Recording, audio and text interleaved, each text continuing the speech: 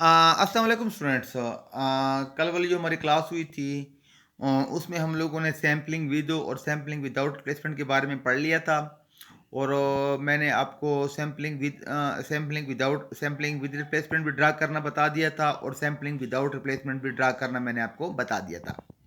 आज हम new topic पढ़ने जा रहे हैं, सैम्पलिंग डिस्ट्रीब्यूशन। सैम्पलिंग डिस्ट्रीब्यूशन हम लोग पढ़ते क्यों हैं, क्या उसका रीज़न है? बेसिकली सैम्पलिंग डिस्ट्रीब्यूशन है, ये आपको एक रास्ता फराहम करता है, एक वे फराहम करता है स्टैटिस्टिकल इन्फ्रेंस, ये जो इन्फ्रेंशियल स्टैटिस्टिक्स है उसको डील करने के लिए। क्लियर हो गया? तो ये आपको एक वे या रास्ता फराहम करता है स्टैटिस्टिकल इन्फ्रेंस या इन्फ्रेंशियल स्टैटिस्टिक्स को डील करने के लिए। पहले इसको देख लें, इसकी डेफिनेशन देख लेते हैं। The probability distribution of the all possible statistics drawn from a population is called a sampling distribution। मतलब कि आप probability distribution मालूम करेंगे all possible statistics का, चाहे वो मीन हो चाहे डिफरेंस बिटवीन द मीन हो। मतलब कि आपने स्टेटिस्टिक की सैम्पलिंग डिस्ट्रीब्यूशन करनी होती है। और a table having all the possible samples along with their respective probabilities is called a probability distribution। ठीक है, ये वो टेबल जिसमें तमाम सैंपल्स ड्रा हों और उनके हम स्टेटिस्टिक्स फाइंड कर लें। फिर जब उन स्टेटिस्टिक की हम लोग सैम्पलिंग डिस्ट्रीब्यूशन करते हैं, प्रोबेबिलिटी डिस्ट्रीब्यूशन करते हैं, तो उसको हम सैम्पलिंग डिस्ट्रीब्यूशन कहते हैं आपके पास। In sampling distribution we study the following. Sampling distribution में हम दो चीज़ों को स्टडी करते हैं, it's mean, expected value of theta cap. Theta mean any statistic, चाहे वो मीन है, डिफरेंस बिटवीन द मीन है, प्रपोर्शन है, जो भी है। इट्स वेरियंस या उसके वेरियंस को स्टार्ट करते हैं। ठीक हो गया। अब टाइप्स ऑफ सैम्पल डिस्ट्रीब्यूशन कौन कौन सी हैं? सैम्पल डिस्ट्रीब्यूशन ऑफ मीन है, एक मीन के लिए। Sample distribution of the two means है, टू मीन के लिए भी है। Sampling distribution of the proportion है and sampling distribution of the true proportion है। लेकिन आपके कोर्स में, आपके आउटलाइन में सिर्फ और सिर्फ ये एक ही है, सैम्पलिंग डिस्ट्रीब्यूशन ऑफ मीन है। हमने सिर्फ इसको स्टडी करना है और इस पे ही हम लोगों ने क्वेश्चंस या न्यूमेरिकल्स करने हैं। क्लियर हो गया? अब देखिए इसको sampling distribution of mean x bar। Suppose that we have population of size n। फर्ज किया हमारे पास एक पॉपुलेशन है जिसकी जो कि साइज n है। पॉपुलेशन को हम कैपिटल n से जाहिर करते हैं और सैंपल को हम स्मॉल n से जाहिर करते हैं। And sample size n which is drawn from a population, जिसको पॉपुलेशन से ड्रा किया गया। Now if we compute X bar of each sample, अगर हम क्या करें, हर सैंपल का एक्स बार कैलकुलेट करें, क्योंकि आप सैंपल डिस्ट्रीब्यूशन ऑफ मीन मालूम कर रहे हैं तो आपने हर सैंपल के लिए मीन ही कैलकुलेट करना है।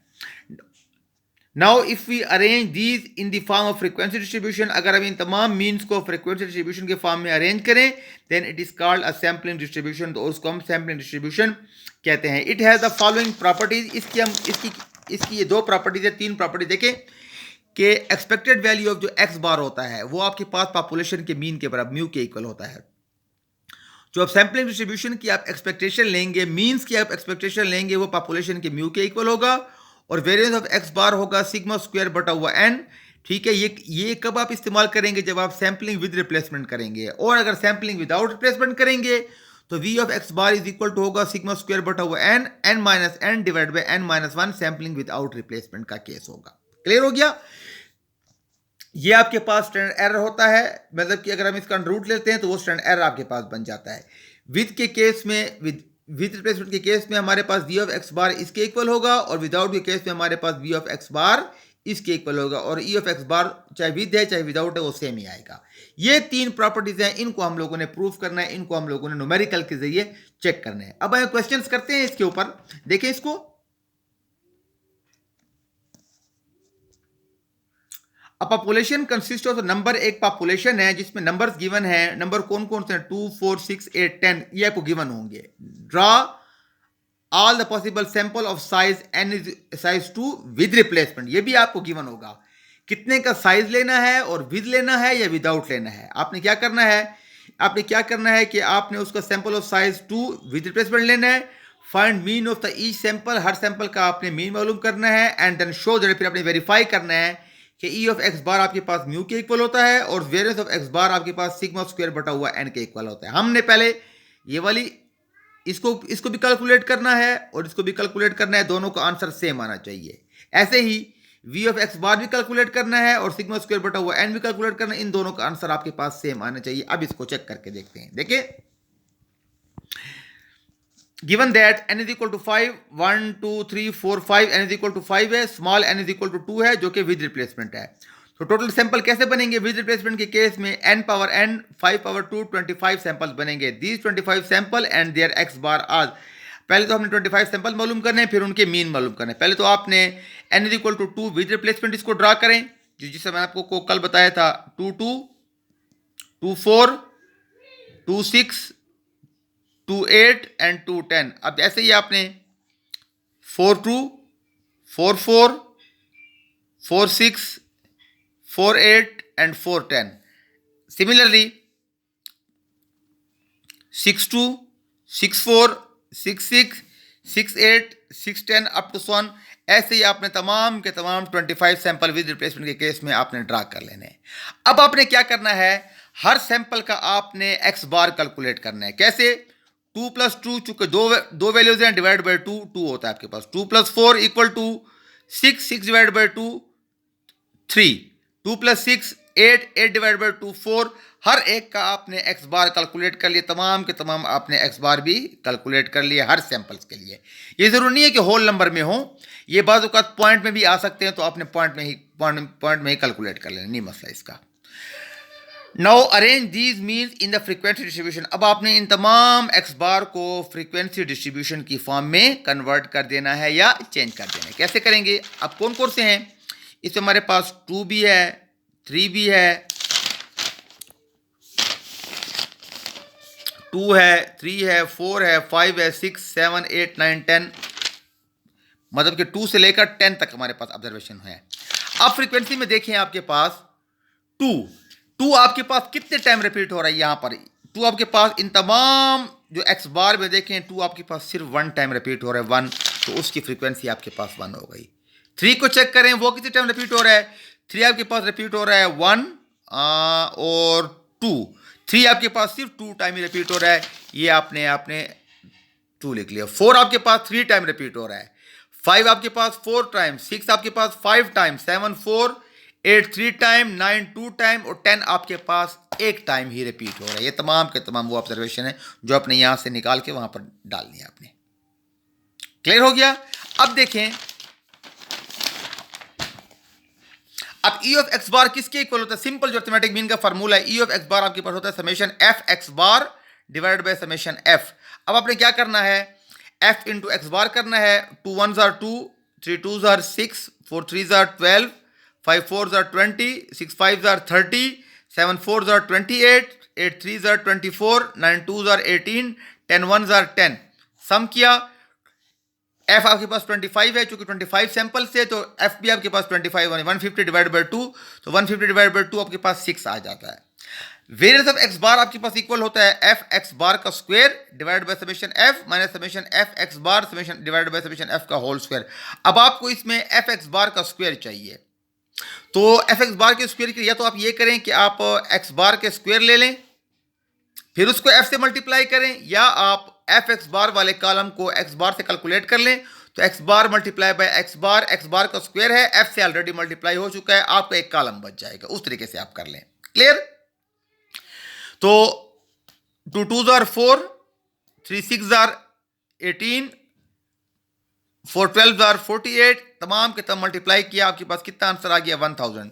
फार्मूले में पुट करें तो एफ एक्स बार का square 1000 divide by 25 minus 150 divide by 25 का होल स्क्वायर। 25 को 100 में डिवाइड करें 40 और 6 की 36, इसको इस पे से माइनस किया, आपके पास 4 आ गया। अब आपके पास ये क्या हो गया? लेफ्ट हैंड साइड आपके पास दोनों आ गए। मीन्स के देखें, आपके पास ये वाले भी आ गए, इसका भी आंसर आ गया, आपके पास इसका भी आंसर आ गया। अब आपने इनको कैलकुलेट करना है, इन दो को कैलकुलेट करना है, फिर देखते हैं कि इनके आंसर और इनके आंसर आपस में सेम आते हैं या नहीं है। अब राइट हैंड साइड के लिए हमें क्या चाहिए? x 2 4 6 8 10 जो आपके पास गिवन थे स्टार्ट में, ये देखें 2 4 6 8 10। तो म्यू मालूम करने, म्यू आपके पास होता है summation x divide by capital N, 30 divide by 5, 5 6 are 35। पहली चीज आपके पास प्रूफ होगा कि ई ऑफ एक्स बार भी 6 है और म्यू भी आपके पास 6 है। पहला आंसर आपके पास आ गया। अब ऐसे सिग्मा स्क्वायर कैलकुलेट करें, सिग्मा स्क्वायर का आंसर है आपके पास sum of X square divided by N minus sum of X divided by N का होल स्क्वायर। फार्मूले में पुट करें 220 आपके पास कितना होगा एक्स स्क्वायर आपके पास आंसर होता है। आपने एक और कॉलम बनाना है सम ऑफ एक्स स्क्वायर का 2 2 जार 4 4 4 जार 16 36 64 100 220 आपके पास आंसर। तो 220 डिवाइड बाय 5 44 मनफी 6 का स्क्वायर आपके पास 8 आ जाता है। अब क्या करेंगे आप नाउ हमें सिग्मा स्क्वायर बटा हुआ एन तो 8 डिवाइड बाय 2 4 चाहिए। तो देखें E of X bar is equal to mu वो 6 के इक्वल है। वेरिएंस ऑफ एक्स बार भी आपके पास 4 है ये देखें आपके पास। और sigma square divided by N का आंसर भी आपके पास 4 है। हैंस ये दोनों प्रॉपर्टीज आपकी प्रूफ हो गई आपके पास। क्लियर। आप कोई भी डेटा ले लें कोई भी वैल्यूज हो यही आंसर ही आना है उसका। अब एक क्वेश्चन मैं आपको विदाउट रिप्लेसमेंट से करा देता हूं उसको आप लोग देख लें।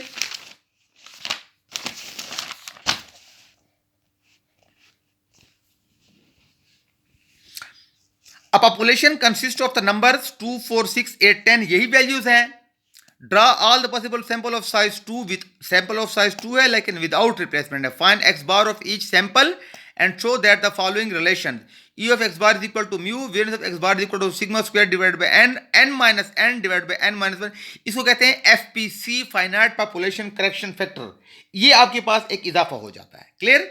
अब इसमें देखें n इज इक्वल टू 5 है capital N small n is equal to आपके पास 2 है।